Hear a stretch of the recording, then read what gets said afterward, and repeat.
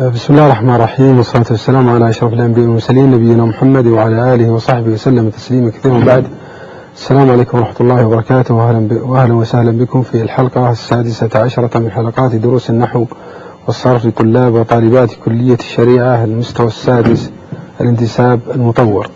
وقد تحدثنا في الحلقة الماضية عن ابتداء عن قطع النات، حكم قطع النات، يعني إذا تعددت النعوت لمنعوت واحد، كما إذا قلنا مثلا محمد، جاء محمد الكريم الشجاع الفاضل. هنا الآن تعددت النعوت، هنا عندي أكثر من نعت ومنعوت واحد وهو محمد. في هذه الحالة، هذه الحالة جائزة، تعدد النعوت لمنعوت واحد، هذا أمر جائز لا خلاف في جوازه، لأن يمكن للشخص أن يوصف بأكثر من صفة، وهذا شيء معروف. هذه الصورة إذا انتبه لها تكون تعرب هذه نعوت، يقول جاء محمد الكريم الفاضل النحوي، هنا تعرب نعوت، نعت أول، نعت ثاني، نعت ثالث. لكن لو قلت جاء محمد الكريم والفاضل والمحسن والمتصدق، فهنا الأول هو النعت، والثاني والثالث والرابع هذه معطوف عطف نسق، والمحسن والمتصدق وكذا، هذه تكون عطف نسق، الأول هو النعت، أما البقية فتعرب عطف نسق. كلامنا الآن في قطع النات، نريد أن نقطع النات. نقول هنا في حالتان. الحالة الأولى أن يكون النعت معرفة، الحالة الأولى أن يكون النعت معرفة. الحالة الثانية أن يكون أن يكون المنعوت معرفة، والحالة الثانية أن يكون المنعوت نكرة. فإذا كان المنعوت معرفة فلنا في ذلك ثلاث حالات. الحالة الأولى إذا عرف المنعوت، إذا تعين المنعوت من دون هذه النعوت، فإن هذه النعوت يجوز لنا فيها القطع، الاتباع وهو الأصل، يجوز لنا فيها الاتباع وهو الأصل، أو أن نقطعها كلها، أو أننا نتبع بعضها ونقطع بعضها. الحالة الثانية إذا تعين المنعوت ببعض هذه النعوت، فلنا في هذه الحالة يجب أننا نتبع النعوت التي لا يتعين النعت إلا بها، وأما بقية النعوت فيجوز لنا فيها الاتباع وهو الأصل، أو القطع، أو نتبع بعضها ونقطع بعضها. الحالة الثالثة هي إذا لم يمكن تعيين المنعوت إلا بهذه النعوت جميعا، فإنه يجب الاتباع في هذه النعوت كلها. إذا لم يمكن لنا أن نعرف النعت المنعوت ونميزه عن غيره إلا بهذه النعوت، فإننا يجب في هذه النعوت أن نتبعها ولا نقطعها. الحالة الثانية إذا كان المنعوت نكرة، فنقول إذا كان المنعوت نكرة فيجب في النعت الأول الاتباع، أما بقية النعوت فيجوز لنا فيها ثلاثة أوجه: أن نتبعها وهو الأصل، أو نتبع بعضها، وأن نقطعها كلها، أيضا الحالة الثانية نقطعها كلها غير الأول طبعا، أو نقطع بعضها ونتبع بعضها. هذه خلاصة ما سنتكلم عنه الآن. نبدأ الآن بالشرائح، عرض هذه الأمثلة وتفصيل هذه القضية. فنقول تعدد النعت لمنعوت واحد، وحكم هذه النعوت من حيث الاتباع والقطع. سيأتينا الآن معنى بالاتباع والقطع. نقول المنعوت إما أن يكون معرفة وإما نكرة. هذا المنعوت إما أن يكون معرفة، هذه الحالة الأولى أن يكون معرفة، الحالة الثانية أن يكون نكرة.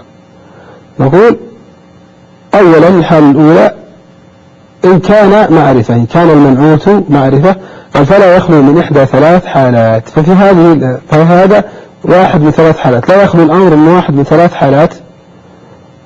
الأولى إن عرف المنعوت دون هذه النعوت، يعني إذا عرفنا المنعوت دون هذه النعوت، عرفنا المقصود به دون هذه النعوت، فنقول جاز في هذه النعوت الاتباع أو القطع، يعني يجوز لنا في ثلاثة أوجه: الاتباع أن نتبعها كلها، أو أن نقطعها كلها نقطعها عن المنعوت، أو اتباع بعضها وقطع بعضها الآخر، أو أن نتبع بعض ونقطع بعض. قال فقطع النعوت، ايش معنى قطع النعت؟ يعني قطع النعوت، النعوت جمع نعت. ما معنى قطع النعوت؟ نقول قطع النعوت هو بأن ترفع هذه النعوت، ترفع على أنها خبر لمبتدأ محذوف، لأننا نرفعها على أنها خبر لمبتدأ محذوف، أو تنصب. يجوز لنا إذا قطعنا النعت يجوز لنا في إعرابه وجهان: الأول أن يرفع النعت على أنه خبر لمبتدأ محذوف، أو أن ننصب النعت على ماذا؟ على أنه مفعول به لفعل محذوف. والتقدير أعني أو نحو، والتقدير أعني أو نحو. نوضح ذلك، يعني مثال، أضرب لكم مثال لتوضيح المسألة. إذا قلت جاء زيد الكريم، جاء زيد الكريم الفاضل، هنا الكريم نعت أول والفاضل نعت ثاني لزيد. جاء زيد الكريم الفاضل، هذا هو الإتباع. إذا أردت أن أقطع فيجوز لي في القطع وجهان: الرفع على أنه خبر لمبتدأ محذوف، يعني جاء زيد الكريم، يعني هو الكريم وهو الفاضل، فيكون الكريم هنا خبر لمبتدأ محذوف تقديره هو، هذا الوجه الأول. أو النصب، فأقول جاء زيد الكريم الفاضل، الكريم الفاضل، يعني والتقدير جاء زيد أعني الكريم وأعني الفاضلة، فيكون الكريم منصوب على أنه مفعول به لفعل محذوف تقديره أعني، هذا معنى القطع. نعود مرة مثال الاتباع. إذا قلت أكرمت زيدا الكريم الشجاع، هنا تلحظون النعت هذا كريم نعت أول والشجاع نعت ثاني، وهنا أتبعت فتلاحظوا أتبعت في الإعراب، فزيد منصوب والكريم منصوب والشجاع منصوب، فهنا أتبعت النعت الأول والنعت الثاني للمنعوت، هذا معنى الاتباع. نقول هنا فزيد معروف دون نعوته، يعني الآن في هذا المثال إذا عرف زيد المقصود بزيد، عرف المقصود منه دون هذه النعوت، فلنا فيه ثلاثة أوجه: الأول الاتباع، وقد أتبعنا هذا وهو الأصل الاتباع. مثال القطع على الوجه الثاني، أيضا يجوز لنا أن نقطع هذه النعوت، نقطعها كلها، فنقول جاء زيد الكريم الشجاع، فالآن زيد فاعل مرفوع علامة رفعه الضمة، والكريم مفعول به لفعل محذوف وجوبا، يعني جاء زيد أعني الكريم وأعني الشجاع، جاء زيد أعني الكريم أعني الشجاع، فالكريم مفعول به لفعل محذوف والشجاع مفعول به لفعل محذوف. وتلحظون هنا قطعنا النعت هنا بالنصب. وهذه إذا الحالة الثانية. إذا الحالة الأولى أن نتبع إذا كان طبعا المعرفة، إذا كانت المعرفة المنعوت معرفة وهو معروف دون هذه النعوت، فيجوز لنا ثلاثة أوجه: الأول الاتباع وهو الأصل، الثاني القطع نقطعها كلها كما في هذا المثال، الوجه الثالث الاتباع ثم القطع، يعني نتبع بعضها ثم نقطع. مثاله جاء زيد الكريم الشجاع، الآن زيد هو فاعل مرفوع علامة الضمة، والكريم نعت لزيد مرفوع علامة رفعه الضمة نعت، هنا لم نقطع وإنما أتبعنا، فتلحظون الكريم موافق لزيد في الإعراب، فهنا اتبعنا النعت، وهذا أيضا جائز.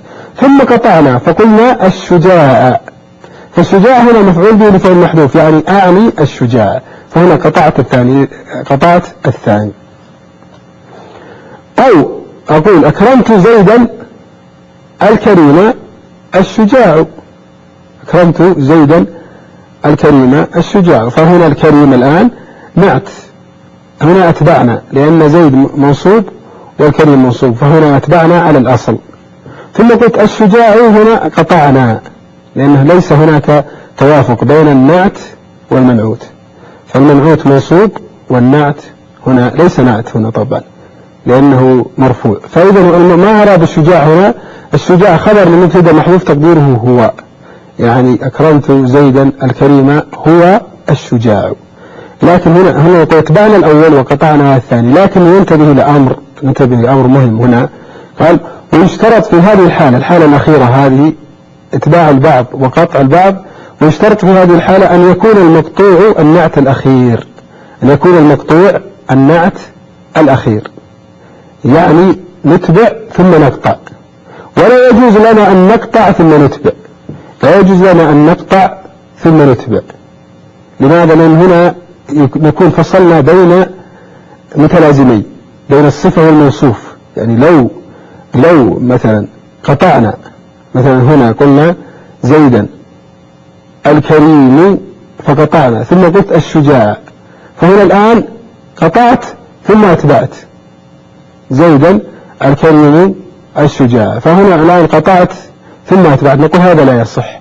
لماذا؟ لأنني فصلت بين الصفة والموصوف، فصلت بين النعت والمنعوت، وهذا لا يجوز. إذا أردنا أن نقطع بعض ونتبع بعض، فهنا في هذه الحالة لا بد أن يكون المقطوع هو الأخير، لا بد أن يكون النعت المقطوع هو الأخير. نتنبه لهذه النقطة.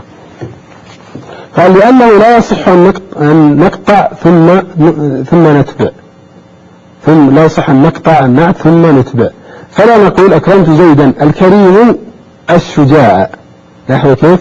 أكرمت زيدا الكريم، هنا قطعت الآن، لا يصح أن أعود وأقول الشجاع على أن الشجاع نعت لزيد، لا يصح أن يكون الشجاع هنا نعت لزيد. لكن يجوز أن يكون الشجاع هنا مفعول به لفعل محذوف، فنكون هنا قطعت الاثنين، يكون الكريم هنا خبر لمبتدا محذوف، يعني زيدا هو الكريم، والشجاع هنا منصوب لأنه مفعول به لفعل محذوف، يعني أعني الشجاع، ولا يصح أن يكون الشجاع هنا منصوب على أنه نعت لزيد، لا يصح. لماذا؟ لأنني لو جعلته نعت لزيد فأنا هنا فصلت بين النعت والمنعوت، وهذا لا يصح. يقول لأنه لا يصح أن نقطع ثم نتبع، فلا نقول أكرمت زيدا الكريم الشجاع بأن نجعل الشجاع منصوبا على الإتباع للمنعوت، يعني لا يصح أن نجعل الشجاع منصوبا على الإتباع للمنعوت. لكن لو كان منصوبا على القاطع فلا بأس، يعني لو كان منصوبا على القاطع بمعنى أنه مفعول به لفعل محذوف فهذا لا بأس به وهو صحيح كما ذكرت. الحالة الثانية قال إن لم يعرف المنعوت إلا بمجموع هذه النعوت، يعني الآن المنعوت المعرفة، ما زلنا بالمنعوت المعرفة حتى الآن، نقول إذا لم يعرف المنعوت المعرفة إلا بمجموع هذه النعوت، يعني لا يمكن أن نعرفه إلا بهذه النعوت 3 أو 4 أو 5، فهنا يتعين في هذه النعوت الإتباع. نقول فإنه يجب في هذه النعوت كلها الإتباع، يجب الإتباع، لأن المنعوت محتاج لها، ولا يمكن أن يتضح المراد منه إلا بها، فلذلك وجب فيها الإتباع. أمثلة للتوضيح. هنا مثال الأول، لاحظ الأمثلة الثلاثة. قد يكون عندي مثلا أنا في قاعة الدرس عندي 3 اسمهم محمد، وأريد أن أميز بينهم. فمثلا الآن عندي قل جاء محمد الكاتب الشاعر الفقيه، وعندي محمد آخر جاء محمد الكاتب الشاعر النحوي، وعندي محمد ثالث جاء محمد الكاتب الشاعر المفسر. فلاحظوا الآن المنعوت واحد وهو محمد في هذه الأمثلة الثلاثة، وجاء بعده 3 نعوت، كاتب شاعر فقيه، هنا كاتب شاعر نحوي. الآن أنا لا أستطيع التمييز بين المحمدين الثلاثة، لا أستطيع التمييز بينهما إلا بمجموع هذه النعوت. لماذا؟ لأنني لو قلت جاء محمد الكاتب الشاعر لالتبس الكاتب الشاعر بالثاني، لأن الثاني أيضا كاتب شاعر، والتبس الثاني أيضا والأول التبسوا بالثالث، لأن الثالث أيضا كاتب شاعر. فهنا لا يمكن أن يتعين المنعوت بالنعت الأول وبالنعت الثاني، بل لا يمكن تعينه إلا بالنعت الثالث. فلاحظ النعت الثالث هو الذي فصل، هو الذي ميز بين المنعوت هنا. فهنا الأول فقيه، والثاني النحوي، والثالث المفسر. إذن أن من خلال النعوت الثلاثة هذه لا يمكن أن أميز بينهما بين المحمدين هؤلاء إلا بمجموع هذه النعوت الثلاثة، إلا بمجموع هذه. ففي هذه الحالة يجب في هذه النعوت الثلاثة الإتباع. لماذا؟ لأن النعت المنعوت بحاجة لها، ولا يمكن إيضاحه ولا يمكن تمييزه إلا بها مجموعة. كما قلت لكم لا يمكن أن أعرف أن محمد من خلال النعت الأول والثاني، ما أعرف المراد بمحمد، لأن أحيانا كما قلت لكم في قاعدة الدرس يأتيك محمد 3 4. أيضا في البيوت الكبيرة قد يأتي محمد 6 7 من الأولاد اسمه محمد، فأنا حتى أميز بينهم لا بد أن أأتي بالنعت 1 أو 2 أو 3 حتى أميزه عن غيره. فتلحظون أني فرقت بينهما بالنعت الثالث. النعت الثالث هو كان الفرق وهو الفيصل، فلذلك لا بد من الإتباع فيها كلها.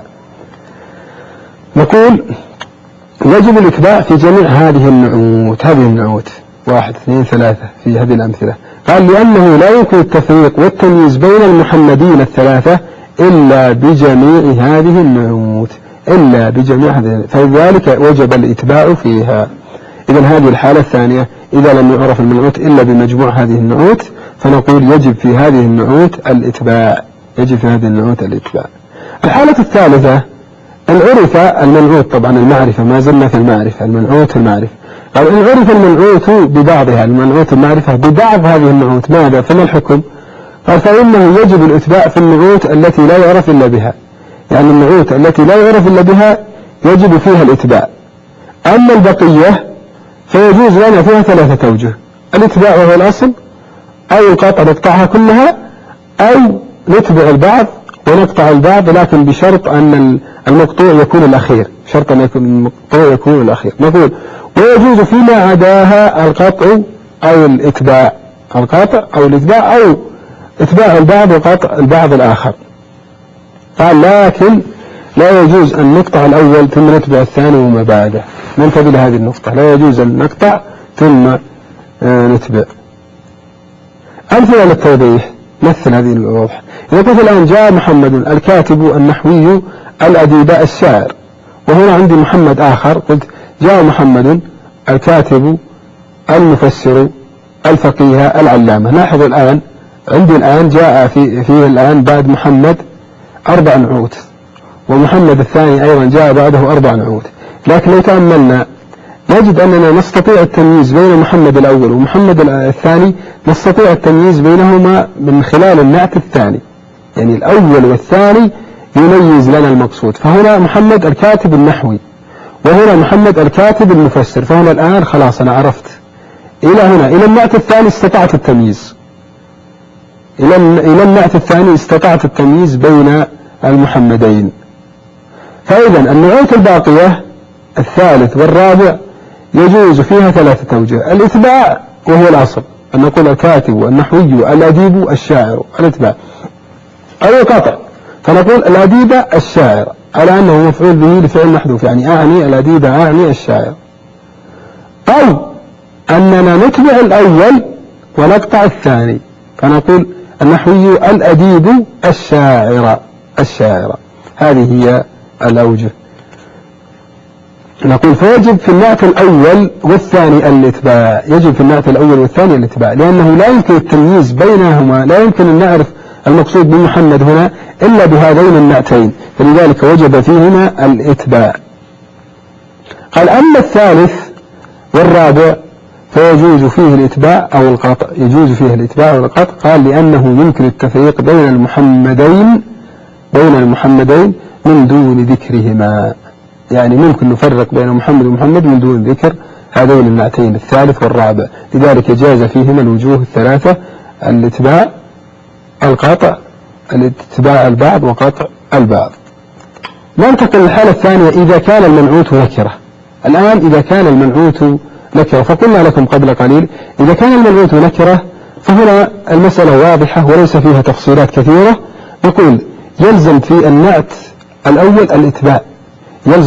الأول الإتباع، لأن المنعوت بحاجة ماسة إلى هذا النعت. المنعوت نكرة، والنكرة دائما تحتاج النعت، دائما تحتاج النعت، فلذلك وجب في النعت الأول الإتباع. أما بقية النعوت فيجوز لنا فيها ثلاثة أوجه: أن نتبعها وهو الأصل، الثاني أن نقطعها وهذا جائز، الثالث أن نتبع بعض ونتبع بعض. لكن نلاحظ أن المقطوع يلزم أن يكون آخرا.